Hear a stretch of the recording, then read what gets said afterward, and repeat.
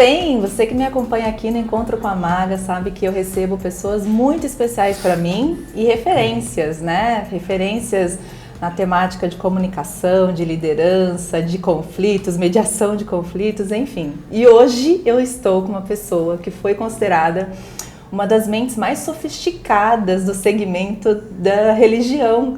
Está há mais de 35 anos liderando a primeira igreja batista da Água Branca e é uma pessoa assim que para mim de grande conta, assim, muito especial. Ed Renekiewicz. Obrigado, Magali.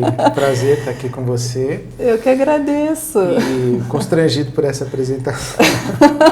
Não foi o que disse, obrigado. Mas eu concordo. Muito bem, obrigado. Prazer estar aqui com você. E eu agradeço, porque eu sei que a sua agenda é super ocupada, então obrigada por esse encontro, que seja um almoço bem Sim. especial. Estou ansioso para ver onde vai chegar essa nossa conversa.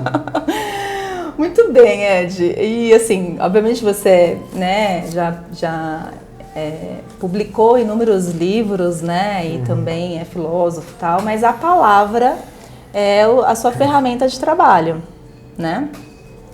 Eu queria saber como é que tem sido usar a palavra nesses tempos onde, né, existe tão pouca escuta, onde as pessoas não se abrem para escutar uns aos outros, né? Desafio. Usar a palavra, essa expressão sua, me remete a uma outra ideia, de que no meu caso eu acho que eu sou usado pela palavra, é diferente. Eu acho que eu não uso a palavra. É a palavra que me usa, porque a palavra com a qual eu convivo não é a palavra do discurso filosófico, do discurso político, não é a palavra da teoria acadêmica, tipo, o meu discurso não é uma aula de geografia. O meu discurso não é um discurso de venda, por exemplo. Então, a palavra para mim, a primeira conotação de palavra para mim é o evangelho, é a palavra de Deus, tipo assim. Então, eu tenho na minha boca uma palavra que não é minha. E isso é interessante, porque ao mesmo tempo que tem a minha palavra, tem uma outra palavra que não é minha. Então, há um poder, uma força, uma outra coisa de uma outra dimensão, que eu chamo de Deus, evidentemente. É a palavra divina, isso é uma experiência de fé. Então a palavra tem um poder em si mesma, ela circula, mas eu tenho que tentar colocar a palavra divina nas minhas palavras humanas. Acho que esse é o meu exercício. E essa mistura de palavras aqui é um fenômeno interessante a ser considerado por você que quer saber sobre a palavra, sobre a conversa, sobre a palavra. Para mim tem sido bem conflitante nesse tempo de polarização, inclusive dentro do espaço religioso, né? Mesmo no espaço religioso, a palavra está em conflito. E os que usam a palavra, ou deveriam ser usados por ela, estão em conflito. Então, respondendo a sua pergunta mais objetivamente, como tem sido conflitivo, angustiante, tem sido diferente de todos os anos. Eu, de fato, tenho quase 40 anos de ministério pastoral, eu nunca vivi um tempo como esse que nós estamos vivendo. Um tempo de tanto embate, de tanta discussão. Polarização, né? Mas de polarização hostil. Polarização violenta, polarização excludente.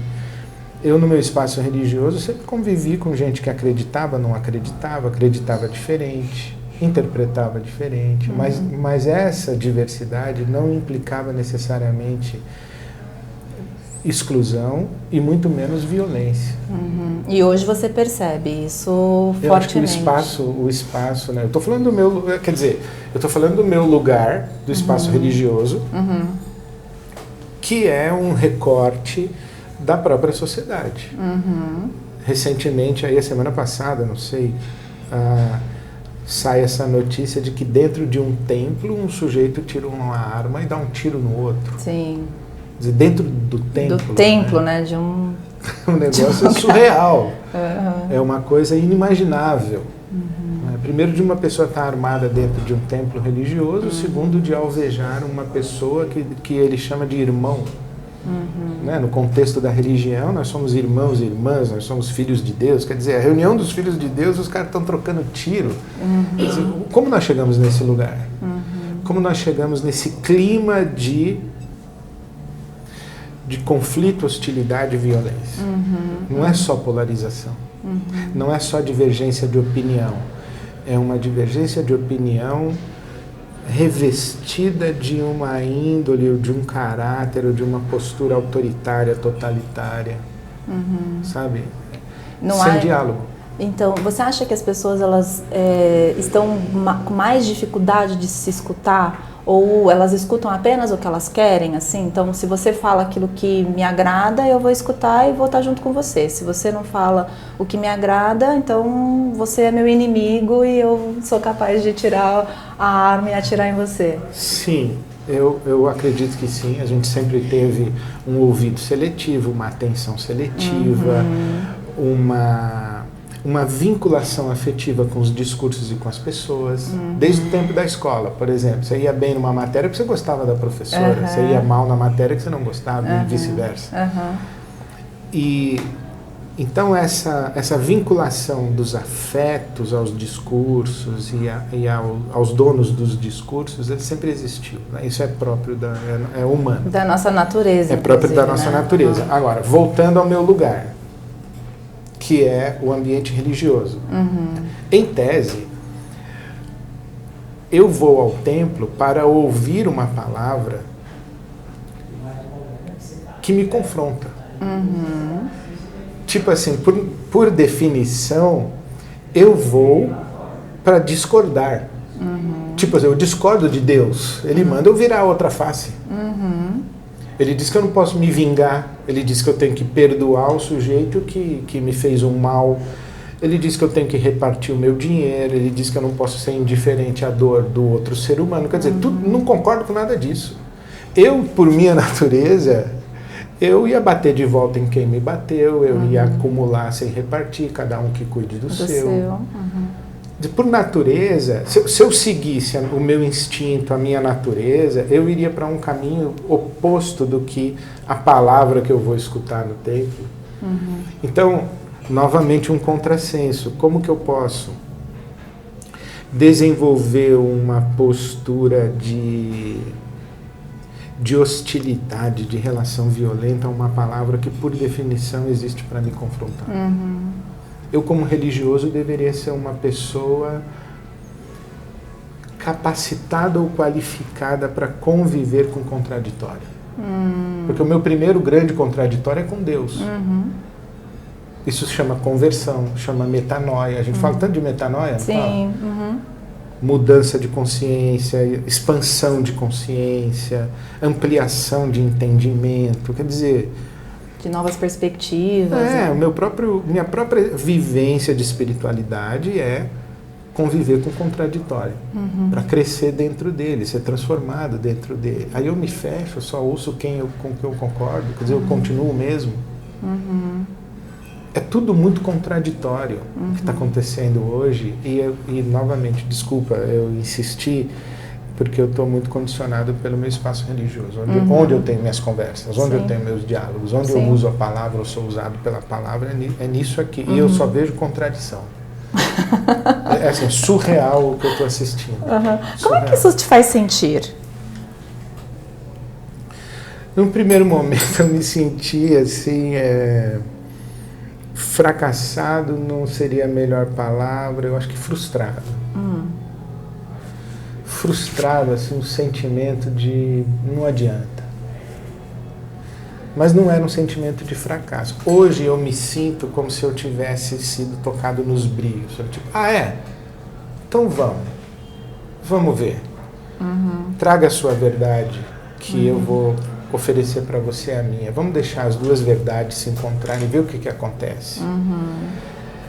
A minha luta é não fazer isso de uma maneira arrogante, prepotente, do tipo, que o pessoal fala da lacração, né? Tá aí seu argumentinho que eu vou dar o meu. É autoritário do mesmo jeito. Vamos pro fight. Mas hoje eu me sinto assim desafiado. Eu tenho que encontrar caminhos de me conectar com as pessoas. Eu tenho que descobrir vocabulários, eu tenho que descobrir acessos, eu tenho que descobrir pontos comuns, eu tenho que descobrir portas de entrada nessas pessoas. Eu tenho que saber o seguinte, bom, como que eu faço a Magali me ouvir? Como que eu me faço digno da confiança e do crédito da Magali para que ela preste atenção em mim? O que precisa acontecer em mim? Como então tem um lugar aí de que não vou ficar na inércia e não vou ficar parado onde eu estou. Vou me movimentar em direção a essa conexão. Claro, porque senão seria uma traição da minha vocação. A minha vocação é o falar. A minha vocação como você disse no começo, é a palavra. Então, tipo, se eu ficar na inércia, ninguém me entende mesmo, ninguém quer me ouvir mesmo, ninguém sabe, eu me calo. A história conta de outras pessoas que fizeram esse movimento também, que não se calaram e que marcharam, né? Inclusive eu assisti recentemente o Conversas Pastorais. Sim. Eu achei ótimo que vocês gravaram, que a Barbie gravou, porque eu pude assistir, que eu não consegui ir, com a Susana Heschel, exatamente, que é filha, para quem não sabe, ela é filha do rabino, que Abraham Heschel, né? E ele foi grande amigo de Luther King, esteve na marcha, né? E a cultura judaica, ela está sempre nos seus discursos, né? Ela está sempre presente na sua fala, tal. Como é que ensinamentos essa cultura, o judaísmo, pode trazer para a gente nos dias atuais, onde existe tanta desconexão como a gente está falando aqui? Bom, eu vou para o mundo dos rabinos e da tradição rabínica, vou meio que invadir o lugar de fala deles. Mas a pergunta é o que eu aprendi lá? Sim, isso. O que eu aprendi lá quando eu fui ao mundo dos rabinos? Primeiro, é uma travessia. Atravessar uma fronteira entre o mundo ocidental, filosófico, iluminista, e o mundo semita. São duas cabeças diferentes. Na tradição teológica e filosófica se diz a distância entre Jerusalém e Atenas. Atenas representando a filosofia, que dá margem para a nossa cultura ocidental, e Jerusalém a cultura semita, bíblica. Né? São duas mentalidades diferentes. Então, por exemplo, na tradição moderna, iluminista, existe a verdade. A verdade é isso aqui, Magali. E eu vou te convencer que isso aqui é verdade. E à medida em que eu vou apresentando os meus argumentos, se você é inteligente, eu vou te dar informação. Com a informação correta, você sendo inteligente, você vai concordar comigo a respeito dessa verdade. Na tradição ocidental, a gente está pensando isso. Sim. Existe uma verdade, racionalmente a gente chega à concordância e à verdade. A cultura semita é diferente. A cultura semita, a tradição rabínica, por exemplo, a verdade, ela não é que ela não existe, ela não é acessível à razão. A verdade é uma outra coisa. A verdade divina, a revelação divina, a discussão a respeito dos conceitos. Ok, a cultura ocidental é conceitual. A verdade é uma ideia, é um princípio. Factual, científica, do tipo, todo corpo solto tende a se aproximar do corpo com maior massa. Então, no caso aqui, cai por causa da gravidade. Isso é uma verdade científica, que é uma questão que não depende da nossa opinião. A minha opinião é que a rolha vai subir. Não vai subir nunca, né? Porque é uma verdade científica, é factual. Agora, a verdade a respeito dos conceitos e das ideias é que eu vou te convencer de que o fulano de tal é ladrão. Ou eu vou te convencer de que o fulano de tal é um homem mau. Ou vou te convencer que o fulano de tal é melhor que o outro fulano Y. Existe uma verdade aí. Na tradição rabínica diz assim, olha, o sujeito aqui é melhor do que esse, baseado em que critério? Quando? Sempre. Se esse sujeito estivesse nessas condições, tivesse tido a mãe que ele teve, ele seria melhor, sabe? Teria mesmo. Não existe uma coisa assim que é isso e ponto. É complexo. E aí, os rabinos, eles gostam muito, a tradição rabínica, de conversar a respeito da tal verdade. Vamos ficar rodando aqui a verdade. Por isso que se diz que os rabinos, eles respondem sempre uma pergunta com uma outra pergunta. E tem uma brincadeira que eles fazem, que o sujeito chegou para o rabino e falou, por que vocês respondem sempre uma pergunta com outra pergunta? E o rabino falou, por que não? Gosto. Por que não? Porque, assim, a ideia da tradição rabínica não é chegar à verdade. É vamos continuar conversando. Deixa ela ali, né? Deixa ela pairando. Porque enquanto nós estamos conversando, nós estamos sendo transformados, iluminados. Nós estamos nos aproximando. Nós estamos nos aproximando de alguma coisa mais digna do que as nossas opiniões quando a gente acabou aqui de sentar e começou a conversar. Então vamos continuar conversando. Não precisa chegar num lugar. O legal é conversar. Não é chegar numa conclusão. E eu acho que isso é de uma sabedoria muito importante porque coloca a gente num lugar de humildade. Humildade em relação a tal verdade, mas humildade também em relação às nossas percepções da verdade. Humildade em relação ao nosso interlocutor, do tipo, eu percebo isso como verdadeiro, você percebe como? Até de se abrir para o outro, né? Porque o outro pensa, porque o outro sente, porque o outro idealiza, né? Ou visualiza. Né? Para o que o outro enxerga. Aí, do seu ponto de vista, como é que você enxerga isso? Porque daqui eu enxergo de um jeito, daí você enxerga de outro. E uma pessoa que está sentada ali sequer enxerga. Então essa humildade de que a verdade não é uma propriedade nossa, isso é muito próprio do que eu aprendi com a tradição rabínica. Né? Eles não têm problema, por exemplo, de discordar. Aliás, eles têm problema quando não discordam. Quando concordam de cara, né? Se concorda logo é porque tem alguma coisa errada. Ô Ed, tem a questão também que eu penso que isso acontece muito quando a gente está nesse processo de conversa, nesse processo, e eu gostei muito, recentemente eu li um livro muito legal, de um livro maravilhoso que chama-se Bringing Peace in the Room, que ele fala que conversa vem do latim, dessa coisa de virar-se com e entre, né? Então essa coisa da conversa, que é essa mistura, que é esse lugar de realmente eu tô com você e tal. E eu acho que o que você está me falando traz muito a minha percepção de que quando eu estou nesse processo, eu também vou me transformando, né? Eu me transformo e essa troca, essa conexão de verdade gera esse espaço de escuta, né? E pode gerar esse espaço de escuta e é um espaço de cura, né? A escuta tem esse poder da cura, tem esse poder de realmente eu tô entendendo, eu tô compreendendo e tô me envolvendo e junto eu vou trazendo e a gente vai se misturando nesse lugar. E o Luther King tem uma frase que eu amo, e aí a gente estava falando dele, né? Que fala que nós estamos entrelaçados na mesma teia inescapável de mutualidades, né? Você só pode ser o melhor que você puder ser quando eu for o melhor que eu puder ser. Sim. E vice-versa, né?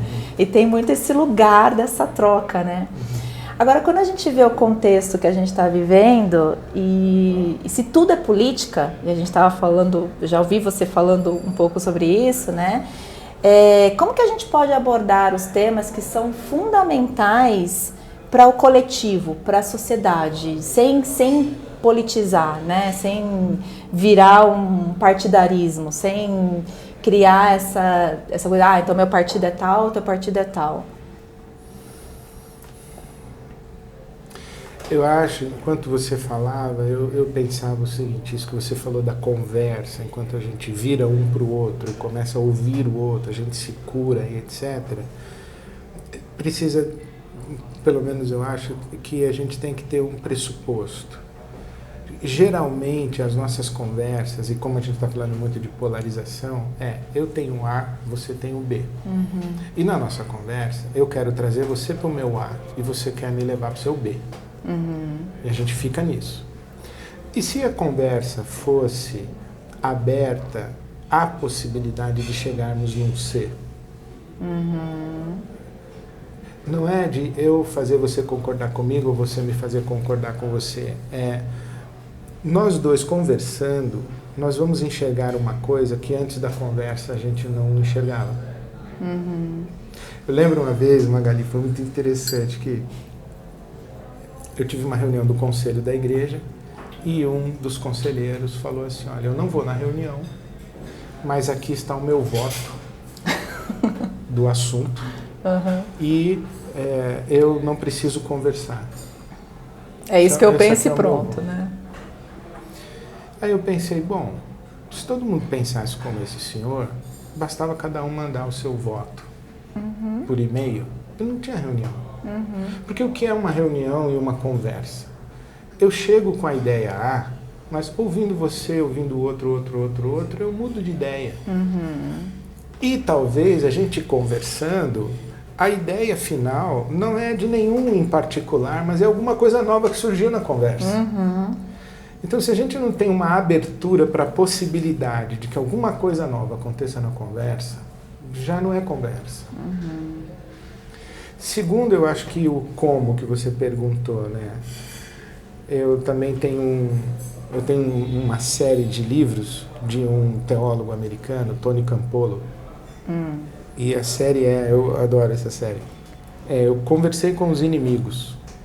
E eles estão parcialmente certos. Então é um teólogo cristão que conversa com os chamados mestres da suspeita, os filósofos, né? Freud, Marx, Nietzsche. Aí ele fala, conversei com os caras que criticam a nossa religião. E eles estão parcialmente certos. Eu acho que isso aí também é uma humildade de dizer, olha, existem pontos cegos na minha compreensão da realidade ou no meu jeito de ser que o outro iluminou para mim. Então, se eu não chego aberto à possibilidade de estar equivocado ou não necessariamente adequadamente esclarecido, eu vou ficar fechado no meu posicionamento. Uma outra coisa também que eu acho interessante é eu buscar no meu interlocutor aquilo que eu concordo com ele. Nós não concordamos no essencial. Mas tem algumas coisas. Mas tem alguma coisa que a gente concorda. E eu acho que quando a gente começa numa conversa de conflito, dizendo, olha, você tem razão no que você me critica, e eu concordo com você quando você diz isso, eu acho que isso já desarma a conversa. Para que a gente crie um ambiente de poder falar a respeito das coisas que a gente não concorda. Só que já desarmados. E por último, eu diria que isso é um exercício muito do aconselhamento pastoral, do gabinete pastoral, é não ter pressa para falar. Sente e escute. Uma das coisas que eu aprendi no meu gabinete pastoral, Magali, é que uma pessoa ela nunca fala a sua verdade no primeiro encontro, sim. Não, é assim, eu digo no primeiro anel da conversa. Ela faz um discurso e o afoito responde já no primeiro discurso. Aí o que eu aprendi? A pessoa fala que quer mudar para Araraquara. Porque o meu chefe, não sei o quê, a minha empresa, não sei o que lá, quero mudar para Araraquara. Aí ela parou de falar. Eu fico quieto.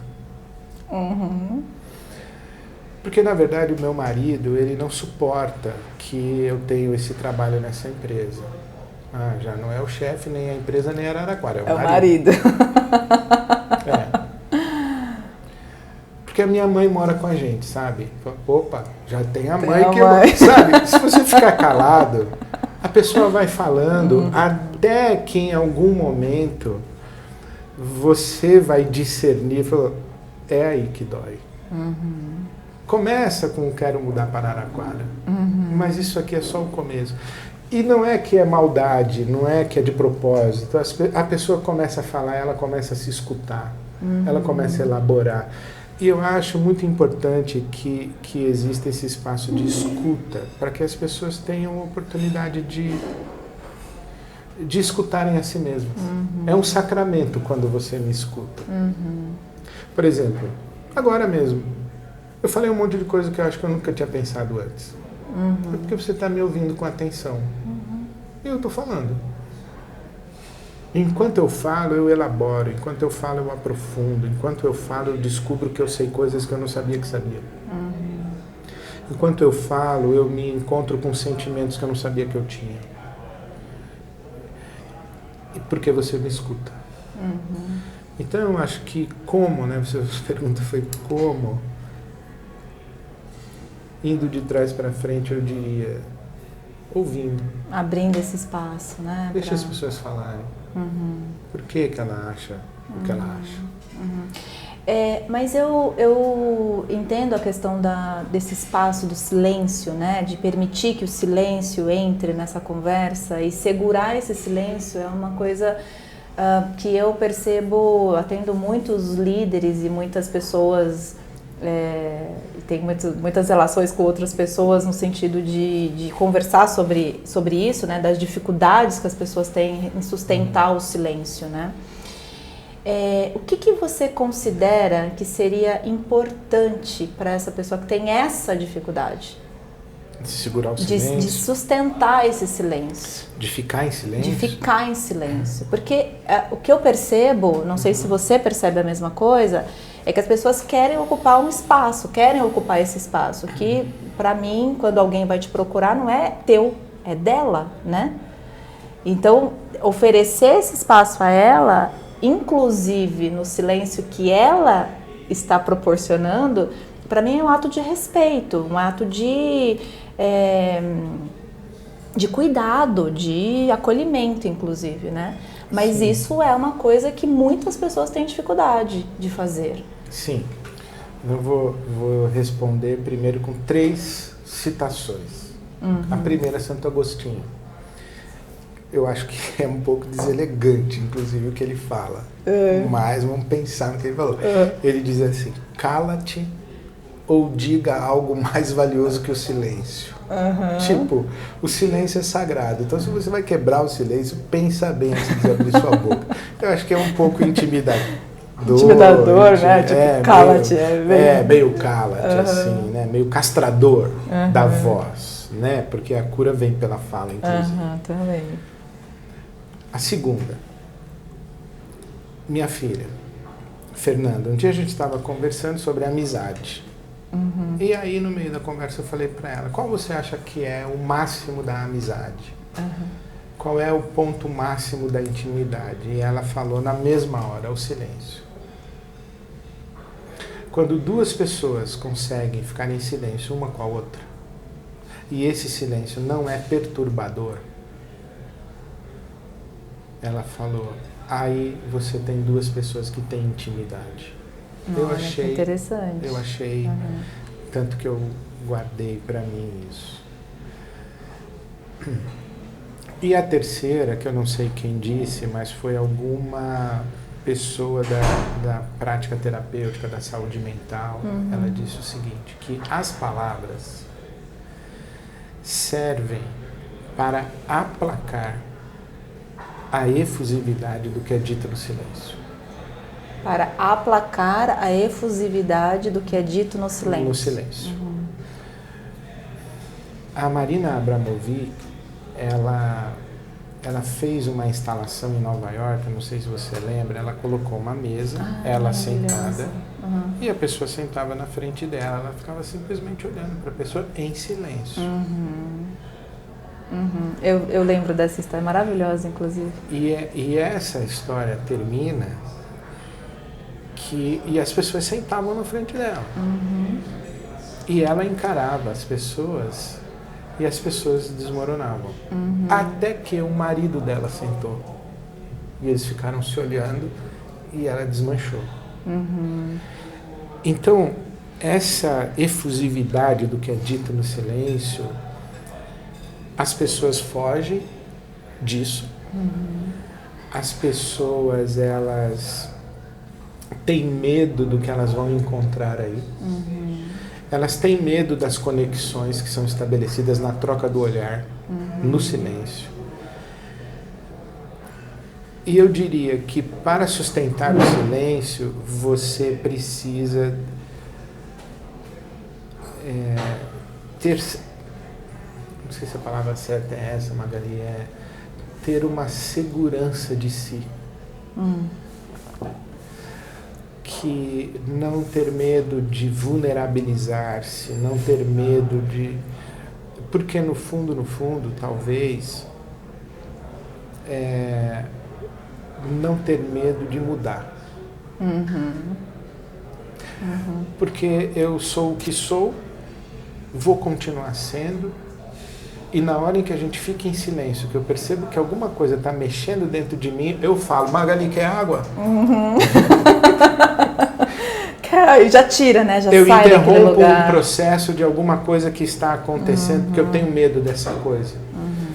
Então eu acho que para sustentar o silêncio, uma pessoa tem que estar segura de si, e somente pessoas seguras de si estão abertas ou têm a coragem do lugar da vulnerabilidade. Talvez isso. Talvez até seja paradoxal. A segurança de si é que me faz entrar no lugar da vulnerabilidade. Somente pessoas seguras se vulnerabilizam ou se deixam vulnerabilizar. É paradoxal. Mas por enquanto é o melhor que eu consigo. Mas eu acho que assim, inclusive eu acho que tem muita coragem na vulnerabilidade, né? Não é uma coisa... E isso eu encontro muito nos atendimentos, os líderes que são... que tem essa dificuldade de enxergar a vulnerabilidade como algo poderoso, como algo que de verdade pode trazer para a sua prática de gestão uma qualidade de conexão e de relação infinitamente maior do que o que ele poderia ter se ele não se vulnerabilizar, se ele quiser ter resposta para tudo, se ele quiser dizer tudo, responder e tal. Perfeito, então vamos levar para esse lugar da prática de gestão. Como que eu posso fazer isso se eu marco reunião de 15 em 15 minutos? Você não tem nem tempo para ir ao banheiro, né? Beber água. Sabe, eu estou saindo de um call, vou falar aqui, vou entrar numa outra sala, vou receber uma pessoa e, sabe, não dá. Não é possível, por isso a gente tem modelos de liderança autoritários, autocráticos, centralizadores, verticais no sentido de eu sei, manda quem pode, obedece quem tem juízo. Quer dizer, isso é absolutamente ultrapassado, mas ainda é o que acontece. E acontece porque de repente você encontra um líder desse num churrasco, você fala, pô, esse cara é gente fina pra caramba, esse cara é legal, porque não dá tempo dele ser legal lá. Ele tem 15 em 15 minutos, ele tem uma reunião. E não dá tempo para ter silêncio, né, nas conversas, não dá tempo nem para ter conversa, né, de verdade. É um grande desafio, mas... E aí até pegando esse exemplo que você trouxe, né, assim, a igreja, para além do clero, culto, templo, né, e tudo que a gente sabe, domingo, a igreja é um CNPJ. Né? A igreja tem, a IBAB, por exemplo, tem vários colaboradores, né? Tem todo o processo, procedimentos e tudo mais. Como é que você faz para liderar? Eu acho que eu sou bem ruim na minha liderança, Magali.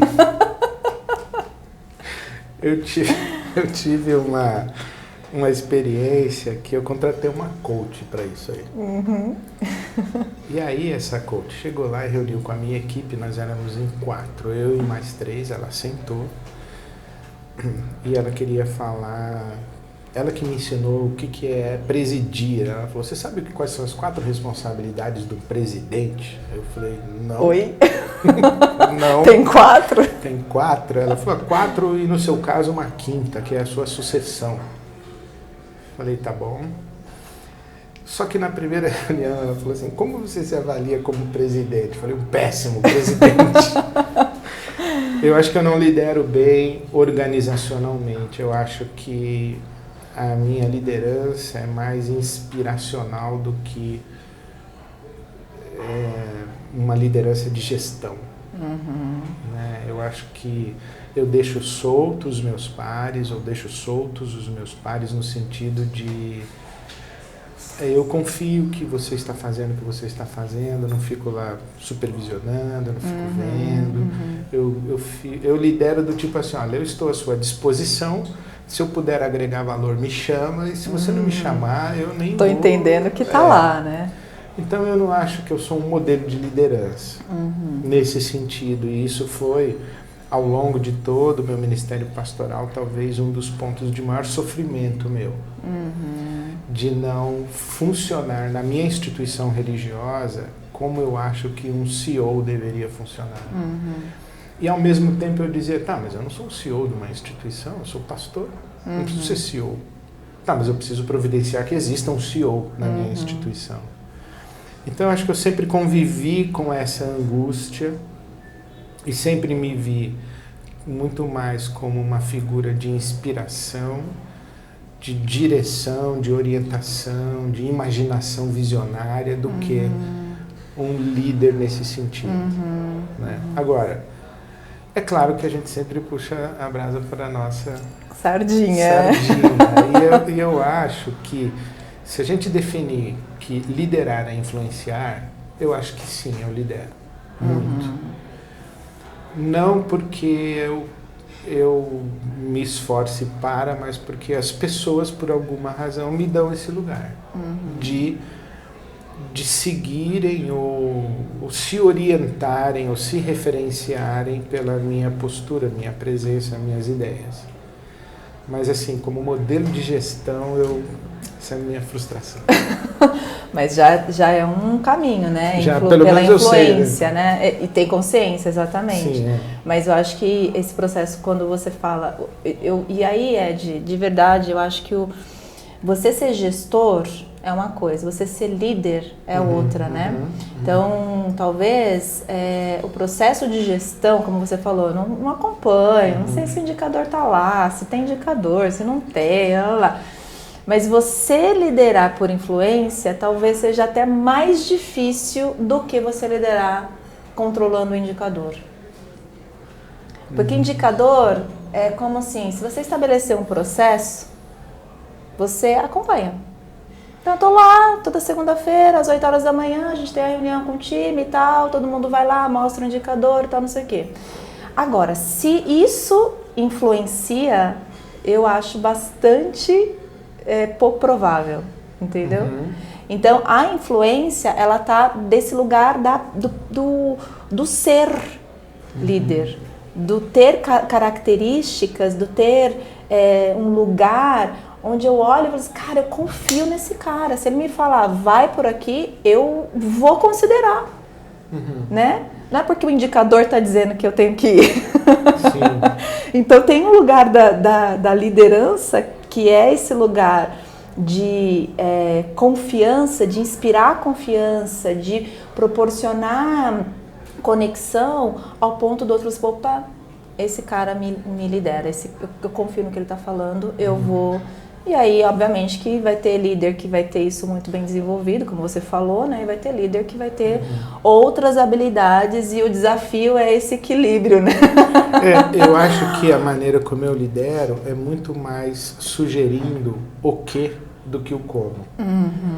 Como se falasse, olha, Magali, nós temos que dar um jeito do pessoal curtir mais o vinho que a gente oferece aqui no nosso restaurante. Eu não vou ficar dizendo como. Você vai porque senão fazer... eu mesmo faço.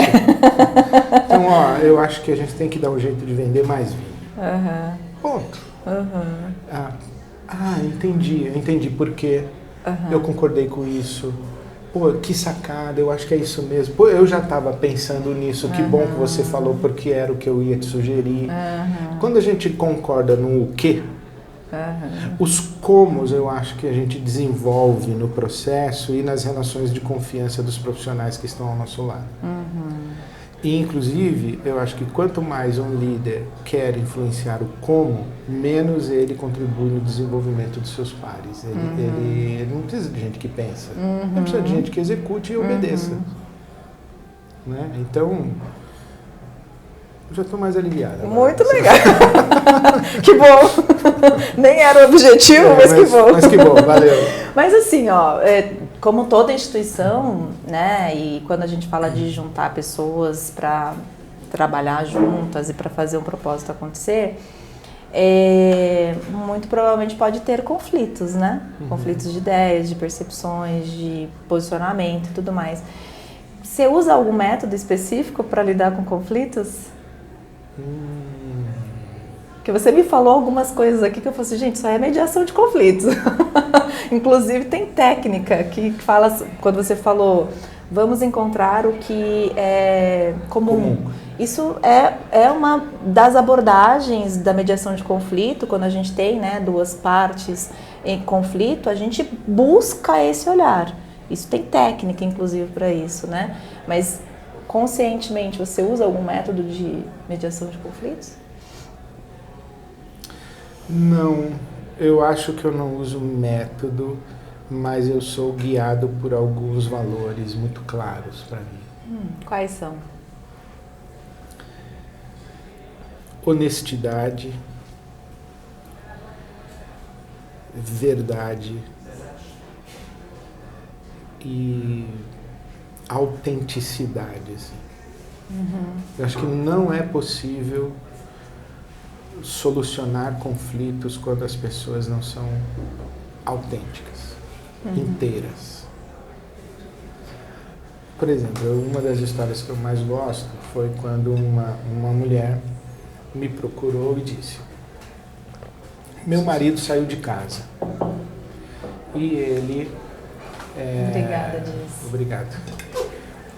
O meu marido saiu de casa e ele só aceita conversar com você. Eu não gosto desse tipo de abordagem, mas eu falei, tá bom, eu vou conversar com o seu marido. Nós marcamos, fomos num restaurante, almoçamos, ele me contou a história dele, eu fiquei ouvindo. Eu falei pra ele assim, obrigado, bom apetite. Eu falei pra ele assim, Mário, eu não acredito em nada do que você me falou. Mas no seu lugar eu faria a mesma coisa. É a primeira vez que você está conversando comigo, você não me conhece. Você só me conhece de me ouvir lá no púlpito. Mas aqui, frente a frente, é a primeira conversa que você está tendo comigo. E eu entendo que você ficou na defensiva e foi cauteloso. Respeito. Se você quiser falar a verdade mesmo, você me liga e a gente marca outro almoço. Se você não quiser, de boa. Sem problema nenhum. Tá tudo bem. Mas eu encorajo você a encontrar alguém com quem você fale essa verdade aí que está dentro de você, que você não falou para mim. E graças a Deus ele me ligou de novo. E o segundo almoço, Magali, você não acredita que eu ouvi. Então eu acho que respeitar... O Nietzsche fala uma coisa muito interessante. Ele diz assim, quanta verdade um homem é capaz de suportar. A verdade pesa, a verdade dói, a verdade exige mudança, a verdade fere, sabe? Por isso que na Bíblia diz que a gente tem que falar a verdade em amor. A verdade sozinha, a verdade nua, ela machuca. Então eu acho que criar um ambiente em que eu digo, Magali, pode falar a sua verdade, você não vai ser julgada, você não vai ser condenada, você não vai ser... Eu acho que se não existe esse ambiente, e se não existe a disposição das pessoas em falarem a verdade, nós não vamos resolver conflitos. Vamos fazer alguma outra coisa que não é solução de conflitos. É interessante porque eu estou associando isso que você está falando ao contexto organizacional, né? E no contexto organizacional, muitas organizações a gente vê o quanto que as pessoas elas estão presas nessa relação de poder, né?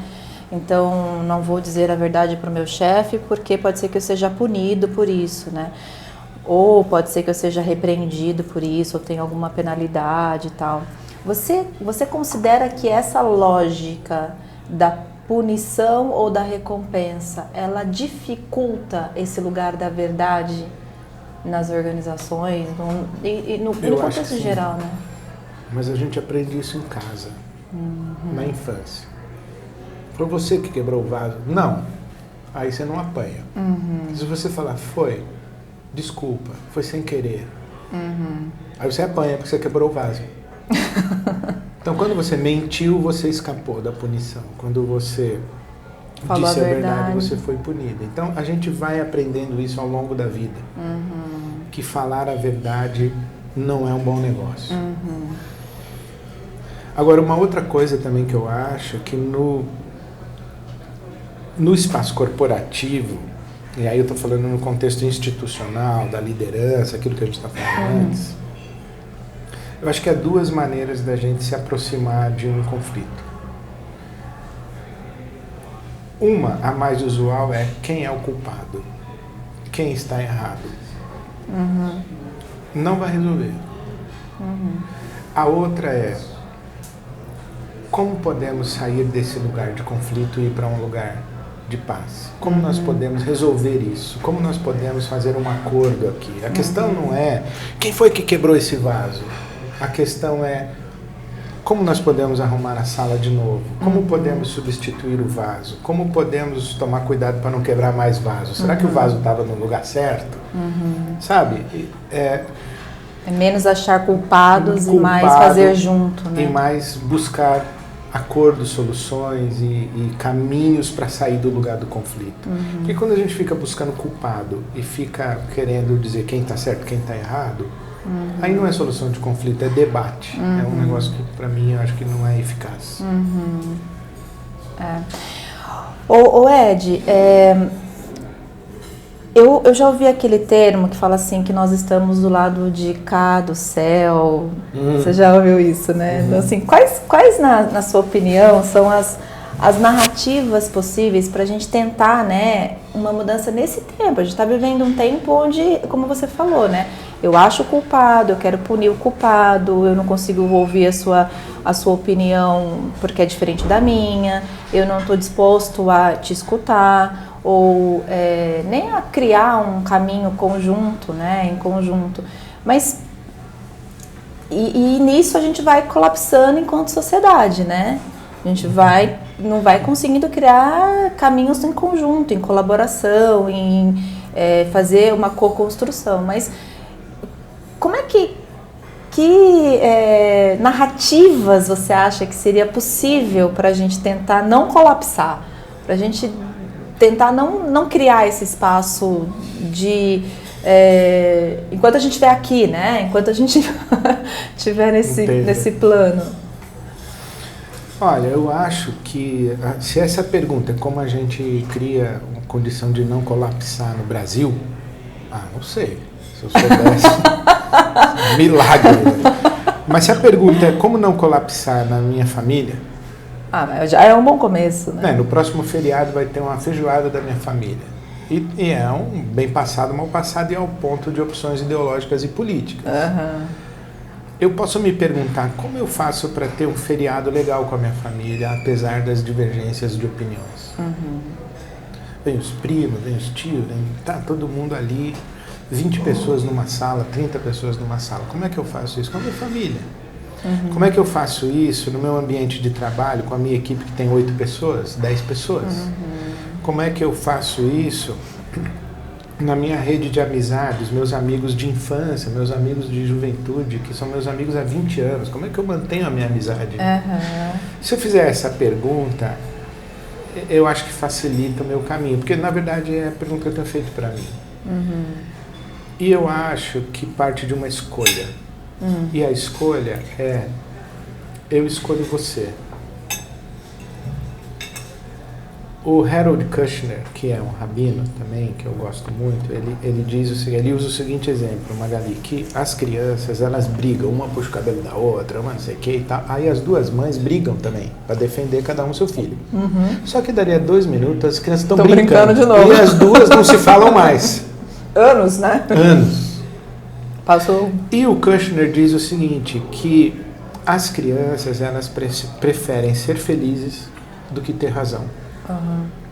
Tipo, elas brigaram ali, mas elas querem brincar, elas não querem ficar brigando. Elas vão embora rápido, porque, e eu acho interessante, uma outra forma de dizer isso, elas escolhem uma a outra. Então eu faço uma escolha, eu escolho você. Portanto, se eu escolhi você, há um momento da nossa conversa que eu não vou te agredir. Poderia te agredir, porque seu argumento foi estúpido. Poderia te dar uma informação, sabe? Mas não. Há um momento da nossa conversa em que você escolhe não lacrar em cima de mim. Você se cala. Você fala, pô, se eu falar isso agora, vai estragar essa feijoada da família. Então você escolhe a pessoa, você não escolhe a ideia, você não escolhe estar certa, você não escolhe vencer a discussão, você escolhe a pessoa. Gostei disso, você escolhe a pessoa ao invés da ideia, né? Ao invés do que está sendo discutido ali, né? E aí você fala, mas você vai deixar a pessoa embora com a ideia? Fala, ué, deixa ela. Porque a ideia dela faz sentido para ela por enquanto. E tem uma... eu não sei se é da Rita Lee, mas eu ouvi na voz dela, né? Baby, baby, não adianta falar.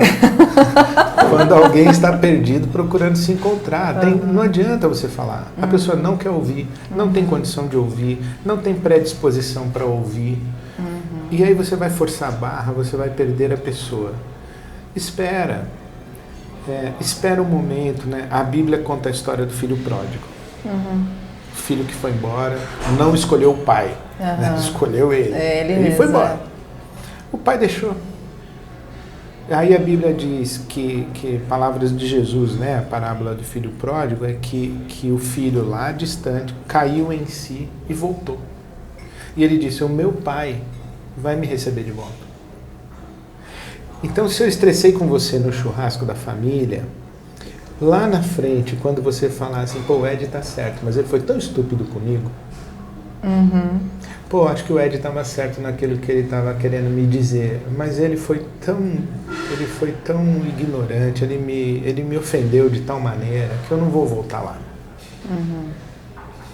Agora, pense a memória diferente. Daqui a 1 mês, 2 meses, 3 meses, eu falo, poxa, a Magali estava certa. E ela se calou naquele dia. Posso continuar. Ela me acolheu, ela me respeitou, ela não me desrespeitou, ela não me expôs ao ridículo na frente de todo mundo. Porque se ela tivesse dito isso que eu descobri agora, eu ia estar... Não, mas ela não fez. Eu volto na Magali. A conexão ainda existe. Eu tenho uma memória, né, lá de trás que você... Eu vejo isso muito com pais de filhos adolescentes que perdem os filhos na adolescência. Aí o menino deixa de ser adolescente, mas a relação já está inviabilizada, porque os pais não conseguiram atravessar uma arrebentação de um adolescente que é contra tudo e todos. Esperar. Dê um tempo que... Mas agora, claro, não estou falando de um conflito social, de um conflito político no país, que gera violência e tudo mais. Eu acho que aí já é uma outra coisa, né? Uma psicologia e uma sociologia coletiva social. Né? Então... mas eu acho que esse exercício que você está trazendo, né? Que eu estava até falando com fazendo uma mentoria hoje cedo, antes da gente se encontrar, e eu falava é uma coordenadora, ela tem 30 pessoas abaixo dela, trabalha no hospital, e ela falava assim, tem três pessoas da minha equipe que estão em pé de guerra, e uma delas virou para mim e falou, eu quero sair daqui, eu não aguento mais, porque eu estou me sentindo até mal com tanta crítica e tal. E o que eu falei para ela foi assim, olha, você pode tentar de novo uma conversa com ela, mas não tenta resolver. Deixa o negócio acontecer, deixa, mas vai nesse lugar de escuta, de abertura, de generosidade, né? Porque eu acho que para mim isso é uma generosidade, quando você se abre. E o que eu percebo, veja se você percebe a mesma coisa e concorda, muitos líderes nesse lugar do tipo, eu preciso resolver. Então, se você falou alguma coisa diferente de mim, mas eu acho que eu tô certo, então eu quero resolver, eu quero te convencer, colocar a minha ideia na tua cabeça, e eu não consigo sustentar esse espaço que, assim, você não concorda comigo, então a gente não vai ter mais relação, né? Então, eu acho que isso é o perfeito em condições normais de temperatura e pressão. Ó, a gente não entrou aqui num acordo, Magali? Vamos deixar isso em cima da mesa por enquanto? Isso. Vamos evitar de falar nisso agora, daqui a um tempo a gente conversa e tal. Sabe quando eu era pequeno, minha mãe falava assim, eu preciso conversar com você. Ai, ai. Quando você achar que pode me ouvir, me procura. E eu achava aquilo, era desesperador, que eu falava, bom, eu vou ter que ouvir minha mãe sem interrompê-la. Era isso que ela estava dizendo, quando você achar que você pode me ouvir, né? Quando você achar que você está em condição de conversar, eu acho que isso é muita maturidade, por exemplo, num casal ou numa equipe. Olha, esse aqui é um assunto delicado que se a gente conversar agora vai estressar, então não vamos tratar disso agora, vamos deixar. Só que também precisa maturidade e saúde emocional para você deixar as coisas em cima da mesa sem resolver.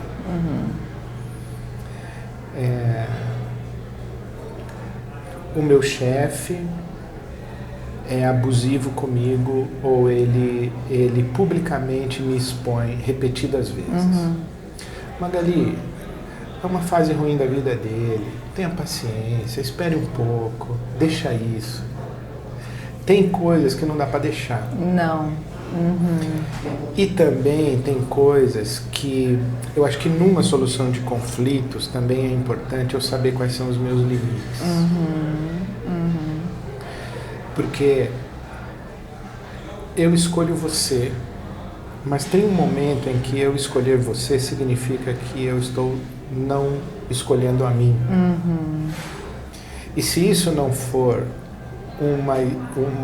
uma opção muito madura, isso gera adoecimento, ressentimento, mágoa, aí configura um abuso, daqui a pouco eu estou no psiquiatra, eu estou sofrendo um abuso institucional, sabe? Você está afastando, né? E tem coisas que a gente consegue dizer, ó, vamos esperar distensionar, mas a gente também tem que perceber se a outra pessoa tem condição de conviver com a situação conflituosa por mais tempo. Porque ela pode dizer assim, eu não consigo, Magali.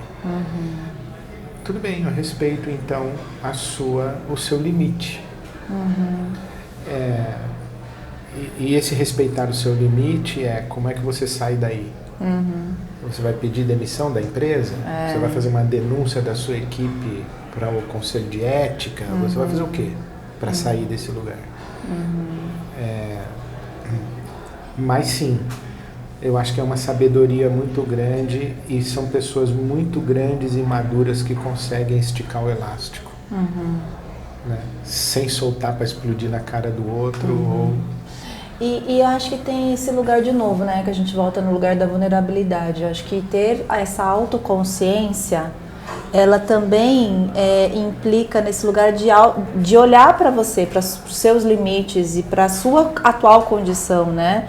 Que às vezes então eu estou trabalhando, mas eu não quero trabalhar, ou eu choro toda noite quando eu chego em casa, ou eu não estou dormindo direito, estou dormindo com remédio, E aí tem vários indicadores que você se abre os olhos e opa, peraí, tem alguma coisa errada. Sim, mas aí eu já acho que já chegou no lugar do adoecimento. Do adoecimento. Mas tem muita gente que chegou nesse lugar e não enxerga esse lugar.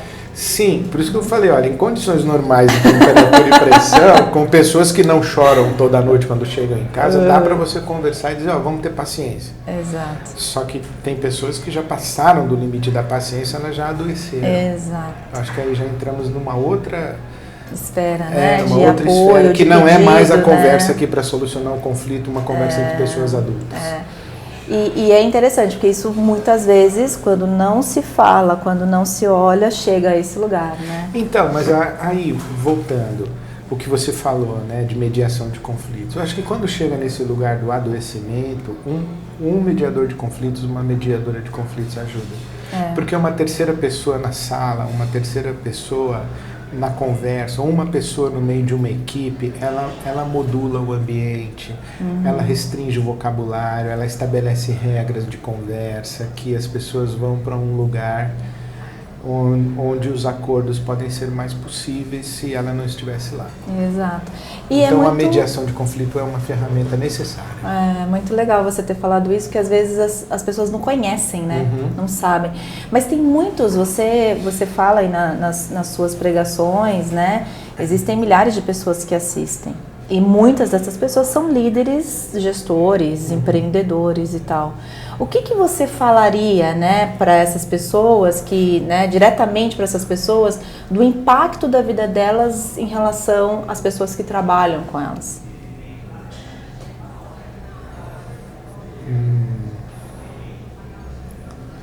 Como é que eu saio do clichê da resposta? Estou procurando essa resposta. O clichê é lidere pelo exemplo, né?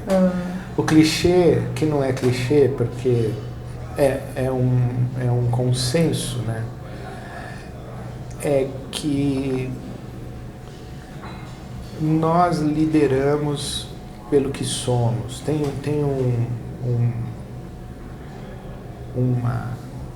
um conceito que diz que nós ensinamos o que sabemos, mas reproduzimos o que somos.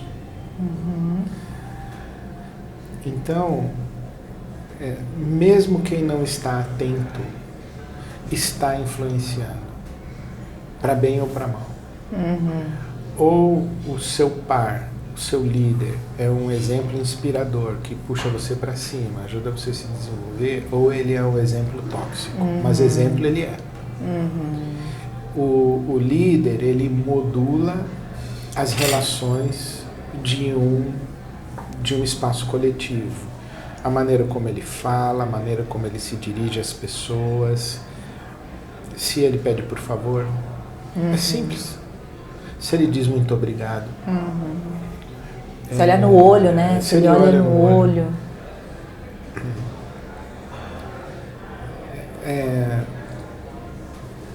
Isso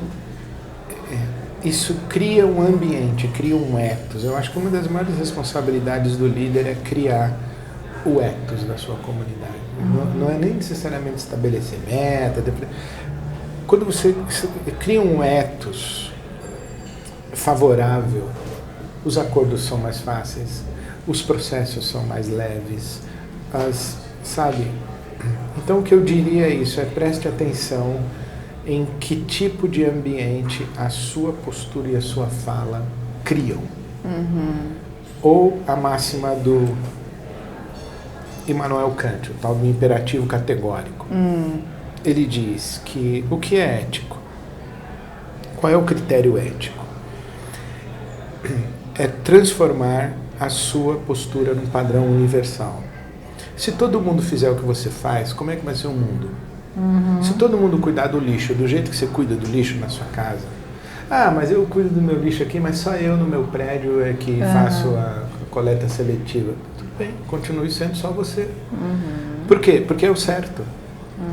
Essa pergunta, né? Se todo mundo fizer do jeito que eu faço, como é que vai ser essa empresa? Como é que vai ser essa equipe? Se todo mundo tratar os outros do jeito que eu trato, como serão as conversas dentro da nossa corporação? Como será a nossa próxima reunião? Se todo mundo falar no mesmo tom que eu falo, todo mundo... Então, eu diria para os líderes, prestem atenção em vocês mesmos.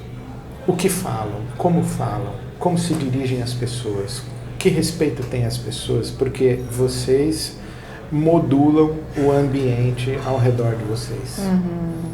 E vocês lideram pelo exemplo. As pessoas observam vocês e reproduzem as posturas e condutas de vocês. E é interessante que é para além de uma pesquisa de clima, né? Porque eu trabalhei muitos anos em empresa e um dos processos que eu cuidei por um tempo foi gestão de clima organizacional. Então eu lembro dos líderes ficarem muito preocupados com o percentual da pergunta X, o que as pessoas vão dizer, se ele estava com a meta igual ou superior com a meta da empresa, se aquilo era... Então assim, eu acho que esse ethos que você está falando, me corrija se eu estiver errado, é assim, quando ninguém está olhando, né, se não tem uma pesquisa de clima, o que está acontecendo ali, né? Porque assim, não importa a pesquisa, importa o que acontece enquanto a pesquisa não está acontecendo, né? Tipo, nós queremos adotar uma criança e a assistente social veio fazer entrevista. Aí você organiza a casa. Você deixa tudo arrumadinho. Guarda o quarto. Deixa a assistente social chegar sem avisar. Faz comida. Como é que é eu acho que é muito legal isso aí que você está falando. Ed, além de Jesus, que eu sei que é a sua referência de liderança, quem mais te inspira? Olha, eu diria que o livro mais inspirador que eu já li sobre liderança é esse que está em cima da sua mesa. Eu trouxe ele por isso, me indicou uma vez, eu amei. Para quem não está vendo, são Cestas Sagradas. Os Cestas Sagradas do Phil Jackson. O Phil Jackson foi o técnico do Chicago Bulls, disputou acho que 8 vezes a NBA com o Chicago Bulls, ganhou 6. Então, se você falar de um ambiente competitivo, a gente tem a NBA. Ele foi o técnico de Michael Jordan e daquele Dream Team do Chicago Bulls. E o Phil Jackson, ele tem um irmão que é monge budista e o pai dele é pastor da Assembleia de Deus. E ele desenvolveu o princípio da compaixão como modelo de equipe. Aí você pega um monte de cara competitivo ao extremo numa sala e fala, olha, o princípio organizador da nossa equipe é a compaixão. Oi? Como assim? O que é isso, né? Nós estamos na NBA. O que o senhor está querendo dizer? E eu acho maravilhoso, eu acho fantástico, porque durante um tempo eu pensava assim, Magali, quando eu falava sobre espiritualidade nas organizações e tal, existia uma falsa ideia que hoje eu acho que é ultrapassada, as pessoas já descobriram, inclusive por pesquisa e etc.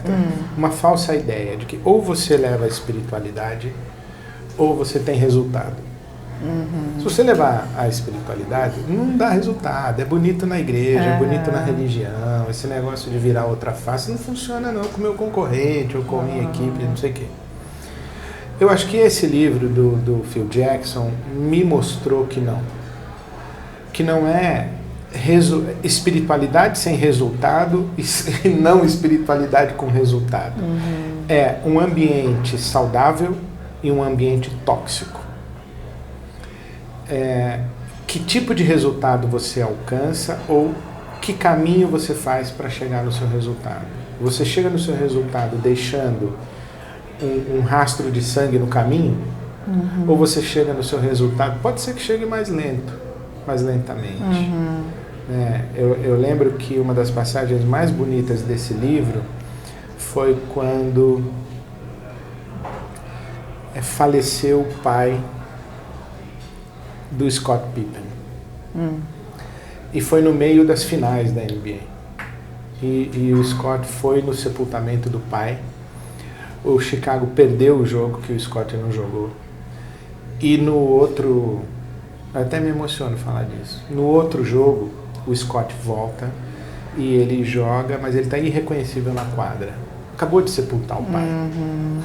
Quando chega no intervalo, o Phil Jackson fala para todos eles se darem as mãos e rezarem o Pai Nosso. Porque a coisa mais importante daquela noite não era ganhar o jogo. Era acolher o Scott, que acabou de sepultar o pai. Eles voltaram e fizeram o melhor jogo daquela série. Se não me engano, eles perderam aquela série. Mas o Phil Jackson diz que foi naquele vestiário, todo mundo de mãos dadas, orando o Pai Nosso e acolhendo o Scott Pippen em luto, que nasceu o Chicago Bulls campeão. Ai, dá até arrepia. Porque é isso, você escolhe que ambiente você quer criar no seu coletivo, na sua equipe. Então, eu teria outras referências, mas eu acho que Phil Jackson eu até trouxe ele porque eu gostei muito, realmente é um livro Cestas Sagradas. Cestas Sagradas.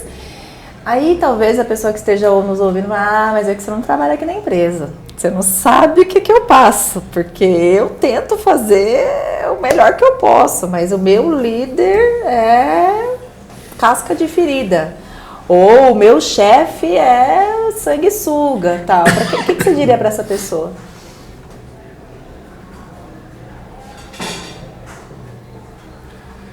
Faça o seu trabalho como um profissional, independentemente do seu chefe.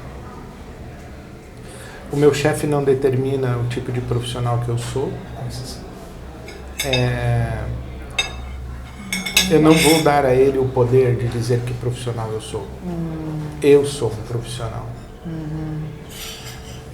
Então eu diria, faça o seu trabalho como se você estivesse trabalhando com o maior chefe ou o melhor chefe de todo o planeta. Não dependa dele fazer o seu trabalho. Segundo, trace o seu limite de dignidade e não permita que ele seja ultrapassado a ponto de ferir e adoecer você. E aí você diz assim, mas eu preciso... Obrigado. Eu sempre te agradeço a todos. Obrigado. Obrigada, Dias. Mas eu preciso desse trabalho, eu preciso desse emprego e tal. Eu diria, trace o seu risco. E se você percebe que essa transposição do risco é no nível de sacrifício da sua dignidade e gera adoecimento em você, procura outro lugar para ir. Demita seu chefe. Entre na sala dele e diga, eu me recuso a trabalhar para você. Eu tive uma secretária que me demitiu. Sério? Sério. Conta. Foi no começo do meu ministério. Eu pedia coisas para ela, eu falava assim, olha, eu não posso ir embora hoje sem falar com a Magali. Aí eu chegava em casa à noite e falava, não falei com a Magali. Aí eu falava para a Silvia, eu falei, ela esqueceu de novo de me colocar em contato com a Magali, não sei o quê. Aí eu tenho que pedir as coisas para ela 2 vezes, 3 vezes, essa menina não vai dar certo não. Até que um dia a Silvia falou assim para mim, ou você demite sua secretária ou para de falar mal dela para mim, porque eu já não aguento mais. Não tenho mais paciência. Aí eu me enchi de coragem, chamei ela, eu falei, olha, não tá dando certo a gente trabalhar junto. Ela falou, poxa, até que enfim o senhor percebeu. Eu falei, como assim? Ela falou, porque o senhor é de lua. O senhor às vezes trabalha e às vezes não faz nada. Tá de boa. E eu não aguento esse seu ritmo. Porque quando o senhor cisma, o senhor tem umas ideias, o senhor quer virar noite, o senhor me manda coisa de noite, tarde da noite, não sei o quê. E às vezes eu fico no ócio. O senhor pede uma coisa e esquece que pediu. Aí eu faço, o senhor não pede mais. Aí fica na minha gaveta. Então sabe o que eu fiz? Eu esperava o senhor pedir 2, 3 vezes. Porque aí eu via que era importante. Boa estratégia. Aí eu fiquei ouvindo, eu falei, olha, eu tenho que mudar. E ela me ajudou a me enxergar. De como era o meu modelo de trabalho, como era... Não combinava, era adoecedor para ela. E ela me demitiu. Ela te demitiu. Foi muito interessante. Mas eu acho que você pode demitir seu chefe. Fred, eu tenho uma última Magali, pergunta. Bom apetite. Fica à vontade. Mas eu tenho uma última pergunta que eu queria muito saber, assim, né? Você é um homem da fé, de fé, né? E a fé é acreditar naquilo que está por vir. Quais são os desenhos de futuro que você tem desenhado ou rabiscado na sua jornada aí, pensando médio, curto, longo prazo? De futuro para quem? Para você. Para mim mesmo? Desenho de futuro para mim. Sim. Eu estou desenhando meu futuro. Sim. E eu não tenho muitas certezas a respeito do meu futuro, mas eu tenho algumas convicções. E mais precisamente eu tenho uma convicção. Eu sou pastor na Igreja Batista de Água Branca. Esse ano de 2023 eu completo 35 anos na IBAB. É o meu 35º ano.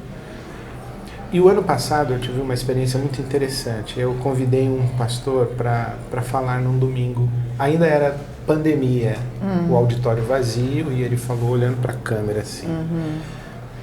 E o pastor Irlande Azevedo. E ele, na época, tinha 87 anos e eu 57. E eu sentado ali ouvindo aquele homem, uma lucidez, uma energia. E eu pensei, será que eu tenho mais 30 anos? Daqui a 30 anos eu vou estar com esse vigor e com essa lucidez? Deus queira que sim. Aí eu fiz a seguinte pergunta: eu quero fazer nos próximos 30 anos a mesma coisa que eu fiz nos últimos 35? Não, absolutamente não. Então eu estou desenhando o meu futuro. 35 anos da minha vida dedicados como pastor presidente de uma igreja, que foi a IBAB, que é a IBAB. Eu não consigo cortar o vínculo, mas eu consigo mudar de cadeira, eu consigo mudar de lugar, eu consigo mudar de função. Então eu penso que o meu futuro vai ser desenhado numa outra relação com a minha comunidade e com coisas novas que vão acontecer. Um dos meus orientadores espirituais, ele disse que um sabático que você faz, você tem que dividir em 4 o tempo sabático. Primeira pergunta: o que eu faço e que eu não quero fazer mais? Sim. Segunda pergunta: o que eu não faço e quero começar a fazer? Terceira pergunta é o que eu faço e eu quero continuar fazendo. E o quarto período é o silêncio, para que essas 3 respostas emerjam, se assentem.